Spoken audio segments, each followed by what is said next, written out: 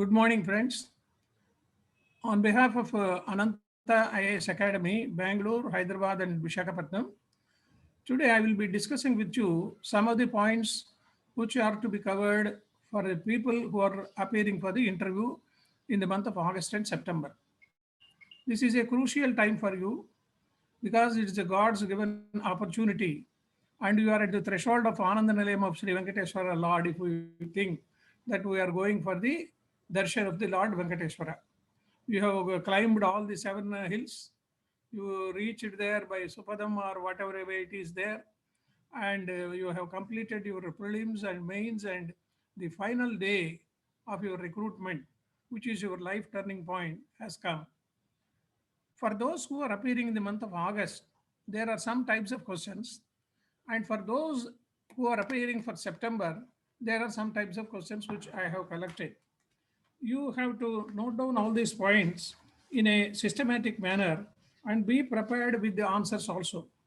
Because within the period of 30 minutes or say about 40 minutes, you will be grilled, though it is not a duel, but you can be asked about several things on the face of the earth.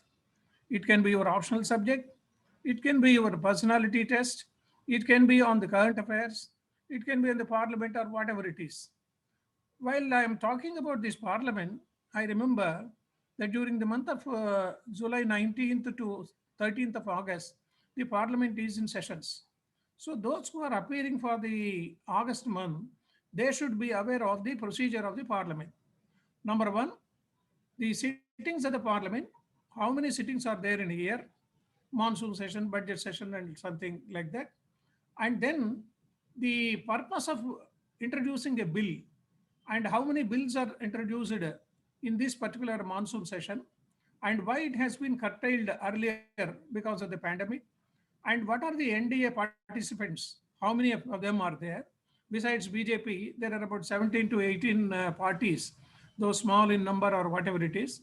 You have to collect all the information and you should be able to tell either the question in the interview. The question can be, what is the UPA combination and what is the NDA combination? And UPA has ruled for 10 years. What was their hurdles? And what is the achievement of NDA government for the last 7 years? And who is the leader of the house? Both houses, both Rajya Sabha and Lok Sabha. These two things you have to remember. And then the question of party-wise position. How many seats are there for BJP? How many seats are there for Congress? And why an opposition leader has not been given a cabinet rank? Because he could not fulfill the requirement of a cabinet rank position. All these things you have to keep in mind. And then the President of India prorogues. What is the constitutional provision for the prorogue?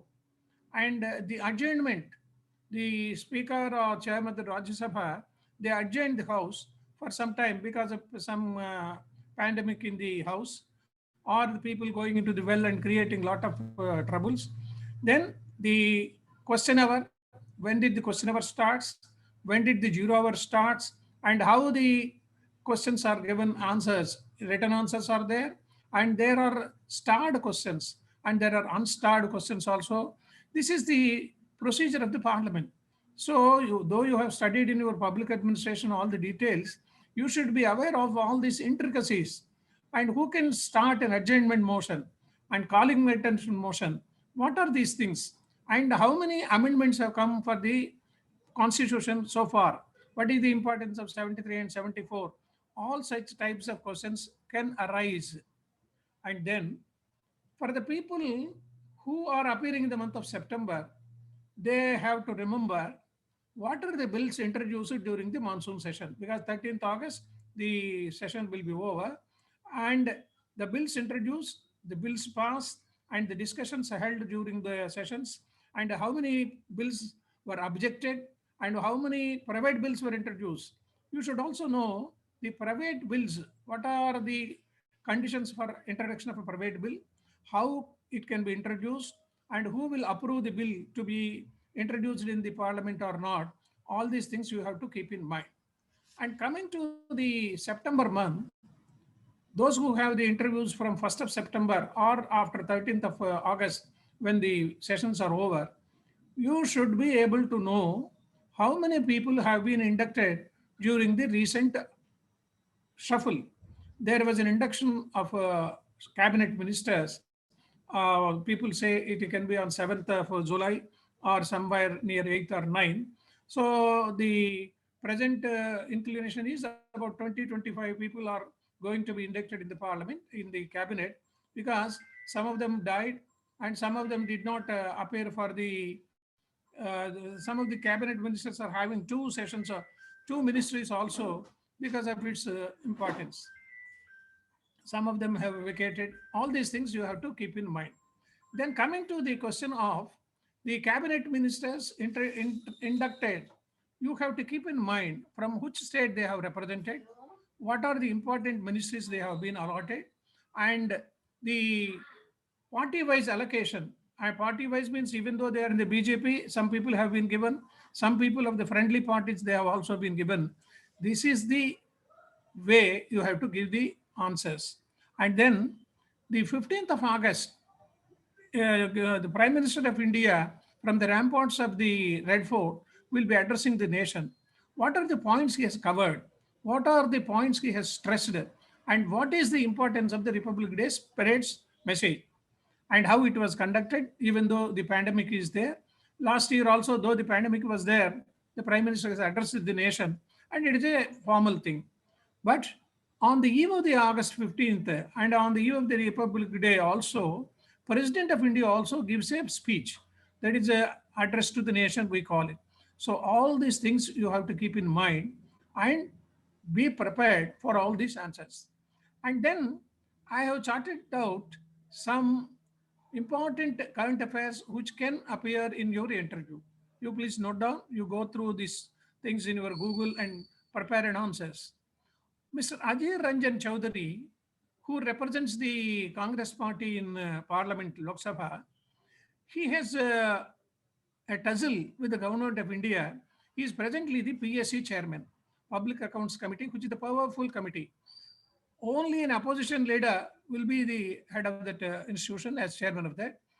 He has an agenda to be approved by the PSC regarding the COVID-19 management. But the BJP did not agree to be introduced in that because it doesn't come under the Public Accounts Committee's purview. This thing can also be a question for you. Then comes the PM cares for child empowerment and the institution of orphanage for the children of the parents, for the children who lost their parents. What is the PM cares and how the money is collected and how it has been made into a separate body and it does not come under the purview of any consideration. And then recently there was a discussion about the anticipatory bail. So that also can be a question for you. Then an important thing happened in Kerala that is known as Bell of Faith for rural elders. This is a very, very important major decision taken by Kerala government by Vijay Pirani. The Kerala model is the rural people, if the senior citizens are there staying alone in a small village at a far off place, the bell will be there and that bell will be known ringing throughout the time, 1 minute or 2 minutes, throughout the village, and people are alerted. It is like almost like a 100 of police station. So this Kerala model is a very, very important thing. They tried in the urban areas and then they moved on to these rural areas also. This is known as Bell of Faith. And then regarding the sedition law, recently with Ramakrishnan Raju of Andhra Pradesh, an MP, there was some controversy regarding the sedition law. So the Supreme Court has made an observation regarding the sedition law. So you be prepared with that. You go to the Constitution and CRPC rules and what is the sedition law and how it is invocated in the Constitution itself. Then internationally, there is another question regarding China allowing the third child in their country. Earlier, it was only one child. Then it was introduced as second child norm. And then now they have introduced the third child also. Because the demography of the country is going very, very slowly, and they want to increase their strength by having more children. So the China government, the Communist Party of China, they made a rule that the parents are allowed to have the third child also. Then CBDT is another important. The important thing is the Board of Direct Taxes. The chairman of the Board of Direct Taxes has been introduced and passed, and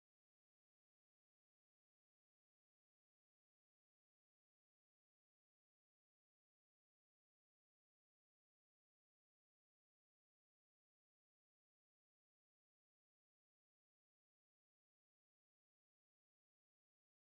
comes the you can aspire for the post of CBDT chairman also. This is a very important item. So please know about your CBDT activities. What is the regional offices which they have? And then comes another national commission. National Commission for Protection of Children. During the recent pandemic, several children have become orphans. So to protect them, a National Commission has approached the Supreme Court of India to give directions to Government of India. Then comes the Maintenance and Welfare of Parents and Senior Citizens Act 2007. Most of the senior citizens, some of them are getting pensions. Most of them they doesn't even have a livelihood for even single bread. The children they have abandoned them, or they have thrown them into orphanages or old age homes, and they doesn't look after their parents, aged parents. Their health is not in good condition, their wealth is not of course up to the mark, they doesn't have a single bread. So the maintenance and welfare of parents has been a responsibility of the government of India, and a Citizens Act of 2007 has been introduced and passed, and it has become an act. Then comes another important act, National Security Act 1980. The primary importance of any government is to have a secured nation. So this National Security Act 1980 has been introduced, and there are some provisions, and they can arrest some people if they have any doubt. These things you please keep in mind and be ready to answer. Then comes the Government of India recently has passed a Model Tenancy Act. What is this act? In several cities or in towns, most of the houses are given for rent. Particularly if you are in a Bangalore and if a boy joins in a company, Amazon or whatever company, if he wants to hire a building or a room for himself, he has to go through so many hurdles. And pagdi that we call it, you have to pay about 10 months rent in advance, and then so many security positions are there. You have to take an undertaking. Only 11 months agreement is given for a purpose of rent, and some of them they doesn't even vacate the house. Even 10 years or 12 years are over, so the owners are at a fix, and they approach the civil courts and all these things. So they have introduced separate courts for the Tenancy Act. So this National Model Tenancy Act has been approved, and it is now in force. Then comes the Disaster Management Act 2005. It is a very wonderful disaster management act. The Supreme Court recently has given a judgment saying that the pandemic deaths are also a part of this disaster management, and they should be paid 4 lakhs each due to the death of this COVID. Government is in a condition not to approve it because lot of crores of rupees are to be paid. Now the target of the death toll has reached 4 lakhs and extra, 4 lakhs and odd. So the government is are requesting the Supreme Court to give directions not to implement this Disaster Management Act of 4 lakhs for each person. If suppose a cyclone comes or earthquake comes, the Disaster Management Act says 4 lakhs compensation is to be given for the people, the families of the dead. Then comes the Chinese artificial sun experimental fusion reactor. Under science and technology, you might have read recently about a month back, this reactor has been in force, and the Chinese artificial sun experimental fusion reactor. You go through the Google, you collect the information, and you be thorough with this subject. And then indemnity for liability for vaccines. Recently, Covaxin and Covishield have come into force. For the last 2 3 months, most of the people now, 39 lakhs of people have been, 39 crores have been given vaccination, first dose and second dose also.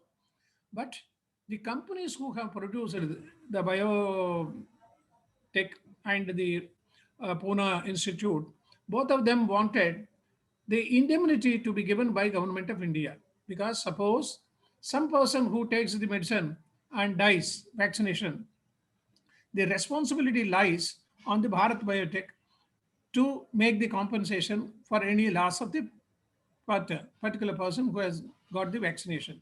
Similarly, Pfizer and other companies also, they are also sending the medicines. So the government has agreed to indemnify on behalf of the companies that if such thing happens due to negligence or whatever it is, the government of India will take care of this life insurance. Then comes the norms of appointing retired officials. This is a major decision taken by government of India recently. Most of the senior officers at the level of secretary and other higher posts, they normally expect a posting after retirement. Even the Supreme Court judges also, after retirement, they can be posted as NHRC or whatever it is.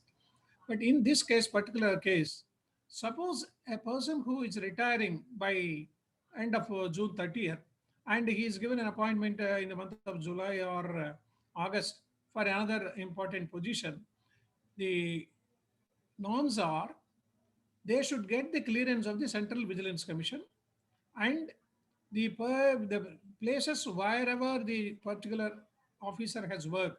For suppose an income tax officer has worked at the CBDT level and in some other deputation period and some public sector undertaking, and finally he has been appointed into an important post. So all these vigilance commissioners of all the departments where he has worked for the last 20 or 30 years, they should give their vigilance clearance because he's a non-corrupt and his integrity is not, his integrity is high. That should be the idea. Then in the MGNREGS, Mahatma Gandhi Rural Employment Generation Scheme, the food for work has been given, and the government has recently introduced an idea of caste categories to be included in that particular place. Suppose in a village, 100 people are given this 100 days employment in a year, and there is no provision for inclusion of that caste, particular caste. He can be any caste. But now the government of India has introduced that there should be a separate register for SCs and STs, and this cannot be clubbed along with the original 100 days or 100 people. Then comes the sustainable development goals. Government of India is always trying to have the sustainable development, and they have prepared some goals. These also you please note on. Then comes Himachal Pradesh anti-hail guns test. In Himachal Pradesh, the hailstorms are so much, and all the fruits, apple fruits, and other horticulture goods, the fruits, they are getting destroyed. So the Himachal Pradesh government and the public sector undertakings, they have prepared an anti-hail gun test, and it is almost approved. You please go to that. Then come the Education Index Ranking 2019. The institute has released the ranking of different universities and 1, 2, 3, 4, 5, and the states to identify the gaps. That is the original idea. So you should know about this ranking and how the ranking is there and what are the parameters for that ranking. Then comes the Supreme Court urged to stop illegal adoptions.